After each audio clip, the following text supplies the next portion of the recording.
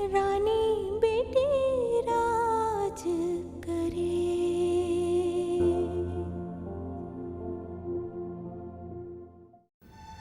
सच्ची बात तो यह है भाभी कि राहिला ने सना को बर्दाश्त ही नहीं किया। आप भी तो बहू बनकर आई थी ना हमारे घर, वो भी चौथी बहू। कभी हुई देरानी जेठानी में कोई ऊंच नीच, भाइयों में कोई तल्ख कलामी हुई कभी? वैसे गलती आपकी भी थी। सना भाभी आपकी बड़ी भाभी हैं, आपको उनसे बदतमीजी नहीं करनी चाहिए थी, माफी मांग लेनी चाहिए थी ना। मैं कोई माफी वाफी नहीं मांगने वाला। माफी मांगनी है तो तुम मांगो।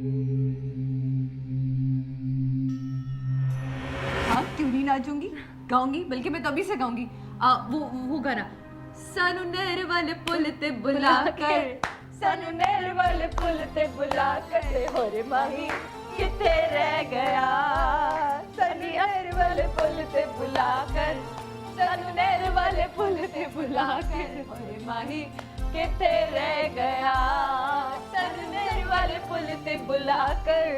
अम्मी आई लव यू।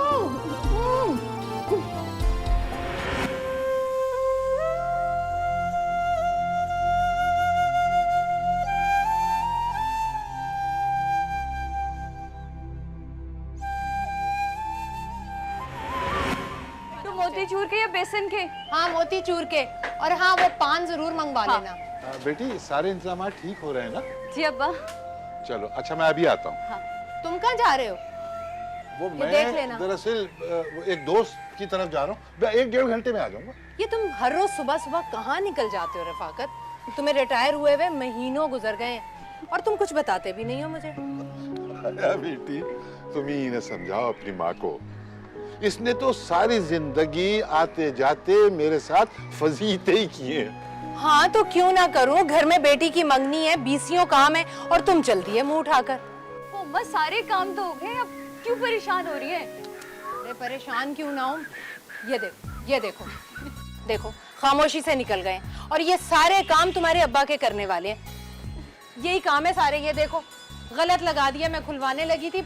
अम्मी अब काम तुम्हारे अब्बा के करने वाले हैं बेटा। बिलावज अब्बा के पीछे पड़ी रहती है। अच्छा लिखो पान, लिखो पान। क्यों ना पढ़ूं तुम्हारे अब्बा के पीछे? तुम्हारे अब्बा जवानी में बड़े रंगीन मिजाज हुआ करते थे, सारी जिंदगी बड़ी मुश्किल से गुजारी है मैंने उन्हें काबू करके।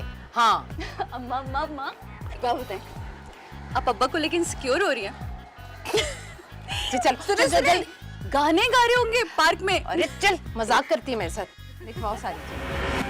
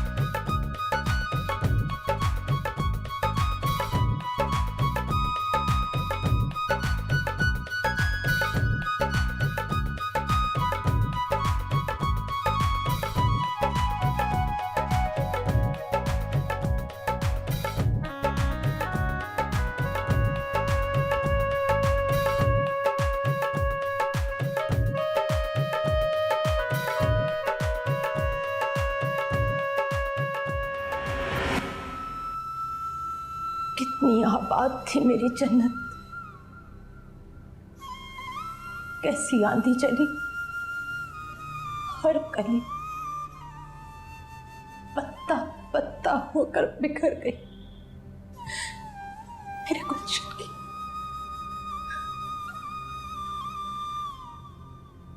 अम्मी, ये जन्नत आपके दम से हमेशा आबाद रहेगी। आइए आइए।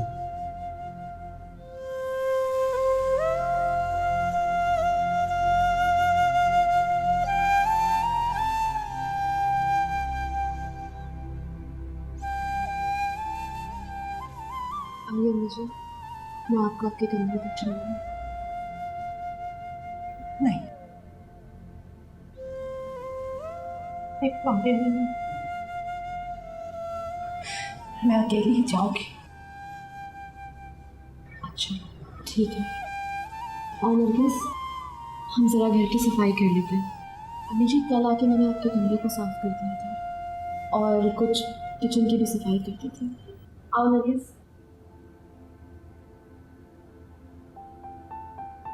हाँ ये ठीक है, मैं बावर्ची खाने में जाके देखती हूँ और तुम सबके लिए खाना बनाती हूँ। लेकिन नहीं परवेज जी। ऐसा करो, तुम बाजार से जाके सौदा सल्फ ले आओ। जी बुआ। परवेज जी, मैं भी तुम्हारे साथ चलता हूँ। आपकी तबीयत से मिला, आराम करें हुआ। अभी मैं कमरे में। छोटो बहन, अल्लाह तुम्हें तुम्हारा घर मुबारक करे।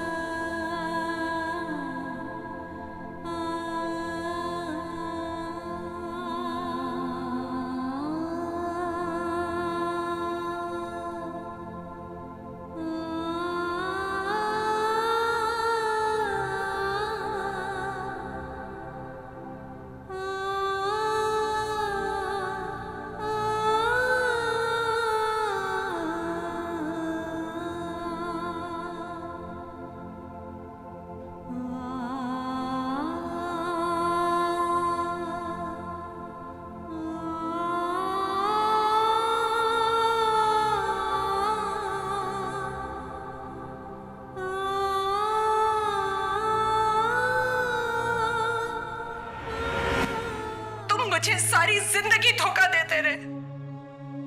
अपनी सारी जिंदगी मैंने फरेब में गुजारी। एक एक लम्हा, एक एक पल मैंने अपनी जिंदगी का तुम्हें दिया और तुम तो मेरे थे ही नहीं। ये गम मेरे दिल पर जम गया और मैं तुम्हें सारी जिंदगी माफ नहीं करूंगी। मैं तुमसे माफी मांगूंगा भी नहीं, इसलिए कि मैंने कोई गुनाह नहीं किया। हाँ, अगर मैंने कोई गुनाह किया होता तो शायद मैं तुमसे माफी मांगता। मैं मजबूर हो गया था और बस। तुम मेरी मजबूरी को समझो। और क्या होता है गुनाह? बताओ, क्या होता है और गुनाह? तुमने मुझसे छुपाया, सारी दुनिया से छुपाया। अपनी जवान बेटियों को धोखे में रखा, तुमने अंधेरे में रखा। और क्या होता है गुनाह? बोलो बोलो, क्या होता है गुनाह? देखो, मैंने कहा ना कि मैंने शादी की थी, निकाह किया था, कोई गुनाह नहीं किया। मैं नहीं मानती इस निकाह को, नहीं मानती इस निकाह को। तुम धोखेबाज हो, तुमने धोखा दिया। सुना तुमने धोखा दिया मुझे।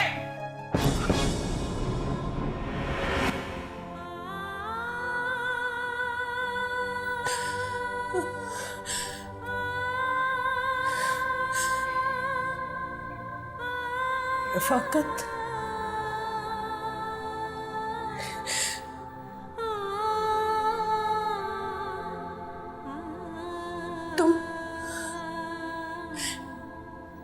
तुम मुझे यहाँ दुल्हन बनाकर लेकर आए थे।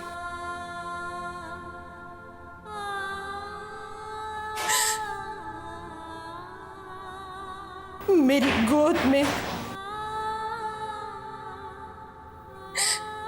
गोद में 5 फूल दिए।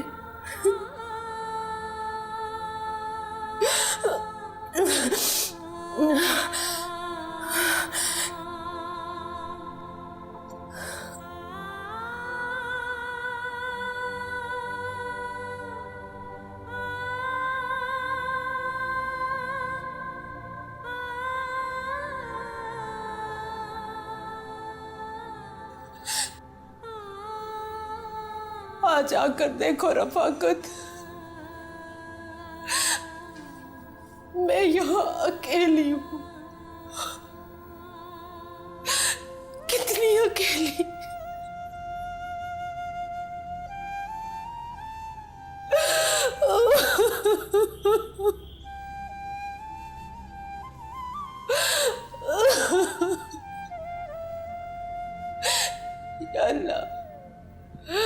या अल्लाह मेरी शकीला और साइमा की मग़फ़रत फरमा।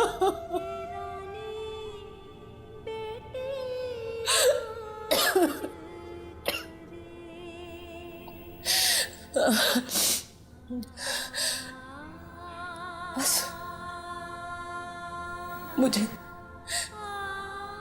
मुझे तुम मौत दे देना मेरे मौला, लेकिन अब मेरी किसी बेटी का मुझे दुख ना दिखाना मेरे खुदाया। अब मैं बहुत कमजोर हो गई हूँ मेरे मौला, मैं बहुत अकेली हो गई हूँ, मेरे पे रहम कर और रहम कर मेरे मौला।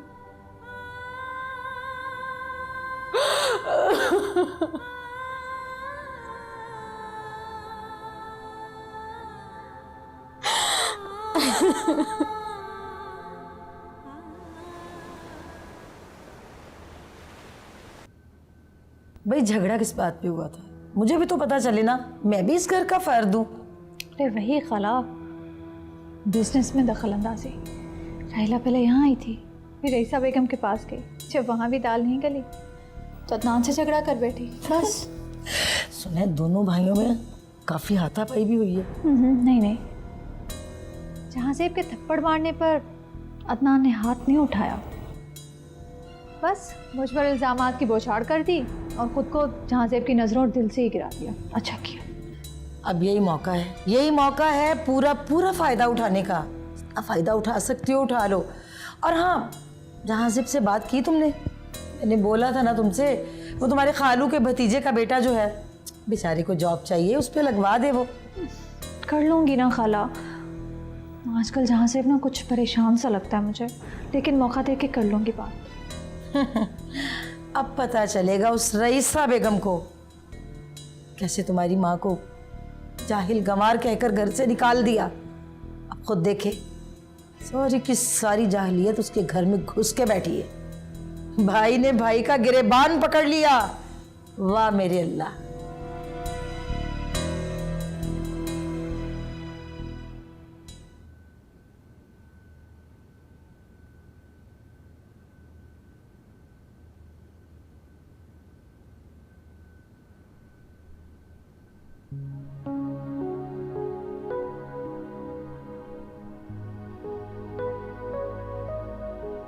क्या देख रही हो माँ?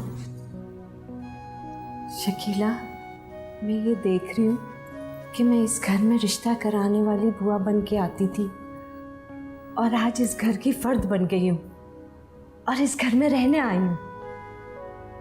कभी कभी ज़िंदगी में वो सब कुछ हो जाता है जिसका आप तसव्वुर भी नहीं करते, है ना? सही कह रही है। अब तो शकीला ऐसा करना, गुड्डो की जी जान से खिदमत करना, और मैं भी उसके पाँव धो धो के पीऊंगी गुड्डो बहन के। क्या?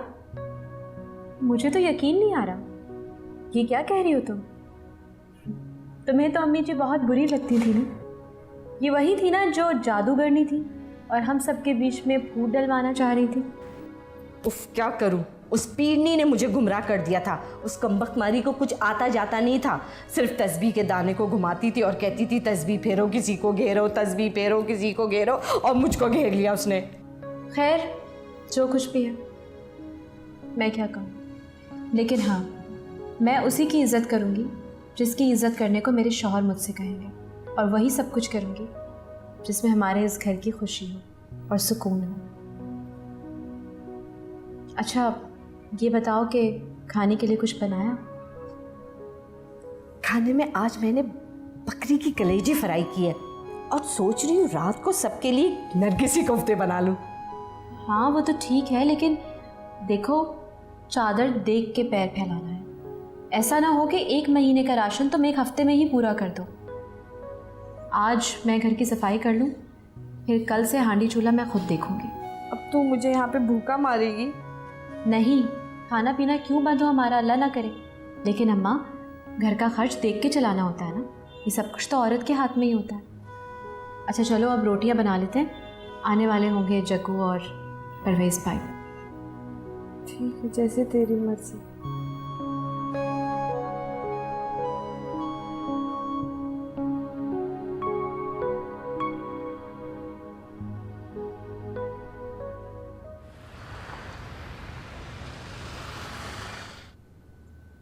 अस्सलाम वालेकुम कमाल भाई, मैं कल से आपको फ़ोन करने की कोशिश कर रही थी, लेकिन आपका फ़ोन बंद आ रहा था। दरअसल मैं आपको ये बताना चाह रही थी कि जहाँ ज़ेब ने अभी अभी नया चार्ज लिया है और उसको उस काम का तजर्बा भी नहीं है। क्या आपने ऑफिस छोड़ दिया, इस्तीफ़ा दे दिया? जी भाभी, इस्तीफ़ा मैंने खुद नहीं दिया, मुझसे लिया गया है। क्या जहाँ ज़ेब ने आपसे इस्तीफ़ा लिया, रिज़ाइन करने को कहा? अच्छा ठीक है, मैं आपसे फिर बात करती हूँ, खुदा हाफिज़। ज़ेब ने क्या किया? क्या हुआ भाभी, खैरियत है? अरे ज़ेब ने कमाल साहब को दफ्तर से निकाल दिया। कौन कमाल साहब? वो शहरियार भाई के दोस्त जो थे? हाँ वही कमाल साहब। तुम्हारे भाई के इंतकाल के बाद उन्होंने सारा बिजनेस संभाला और अदनान को इस काबिल बनाया कि वो बिजनेस को संभाल सके और उसको समझ सके। भाभी, जहाँज़ेब कोई नादान बच्चा तो नहीं है ना, अगर उसने ये कदम उठाया तो कुछ सोचकर ही उठाया होगा। और वैसे भी कमाल साहब अब उम्र रसीदा हो चुके हैं। क्या मतलब है तुम्हारे बुढ़ापे में? अरे उम्र रसीदा होने से तजर्बा तो नहीं ख़त्म हो जाता। कमाल को शहरियार ने जो जिम्मेदारियाँ सौंपी थी, उन्होंने उस उम्र से बुढ़ापे तक निहायत ईमानदारी और मेहनत से निभाई, और जहाँज़ेब को इस तरह नहीं करना चाहिए था। मैं से फ़ोन पे बात करती हूँ। जाने देना भाभी, वो घर आएगा तो पूछ लीजिएगा ना, अब दफ्तर में सवाल जवाब करेंगी उससे। ये लीजिए जूस पीजिए। अरे मेरा जहाँज़ेब अकेला रह जाएगा, तन्हा रह जाएगा, ये तो सरासर बेवकूफ़ी है ना। भाभी, जहाँज़ेब अदनान से ज़्यादा अक्लमंद और ज़हीन है। अब जब आपने बिजनेस उसको सौंप ही दिया है ना भाभी, तो उनके मामलात में दखल ना दें। और वैसे भी आपको पता है कि अदनान और राहिला की हरकतों से वो ज़्यादा परेशान है। ये लीजिए जूस पिएं। मुझे नहीं पीना, हटाओ से। समझ नहीं आ रहा। अम्मी का कोई कसूर नहीं है, ये अदनान और राहिला ना कान भरते होंगे अम्मी के। और कमाल साहब को वापस बुलाने की कोई ज़रूरत नहीं है। मैंने अपने कज़न का जिक्र किया था ना आपसे, कल सुबह वो आ जाएगा। कमाल साहब की सीट आप उन्हें दे दें, ही इज़ वेरी टैलेंटेड। तौबा भाई, रहीला अपने मियाँ को इतना जलील कर रही थी कि मैं आपको क्या बताऊँ। मैं सच्ची बात बताऊंगी, अगर मेरी बेटी इस तरह की ज़बान बोले ना, तो उसकी ज़बान काट कर चील कौवों को डाल दूँ मैं। हाँ रानी